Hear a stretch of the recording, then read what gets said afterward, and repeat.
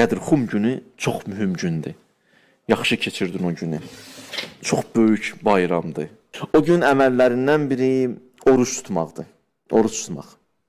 Hədis İmam Sadiqdəndir. Kim o günü oruç tutsa, bərabərdir nəyə? Elə bir bütün ömrünü oruç tutmusan. Bütün ömrünü oruç tutmusan və yaşamısan və oruç tutmusan. 70 il yaşayacaqsa 70 il oruç tutmusan. O bir günə həmən o 70 illəri verərlər. Bu bir məsələ. O günün orucu bərabərdir 60 ilin günahının kəffarəsinə. Bu qədər gücü, qüdrəti var. Bağışlanmaq istəyənlər o gün orucundan möhkəmli tutsunlar. O günün əməlləri. O gün əməllərindən deyəcəm sizə neyin. Amma savabını sizə deyirəm. Əgər bir insan o günü bir iş görə İmam Sadiq əleyhissalamdır.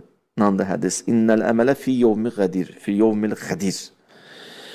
Buyurur ki, ya'dilul əməl fi səmaninə şəhra. O günün bir əməli 80 ayın əməlinə bərabərdir. 80 ay.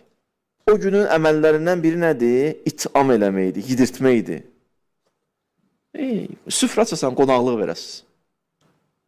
Hədisdə var, mən ətəmə mu'minən. Kim bir nəfər bir süfrə aça, bir yığa, Allah dostlarım bir yerə.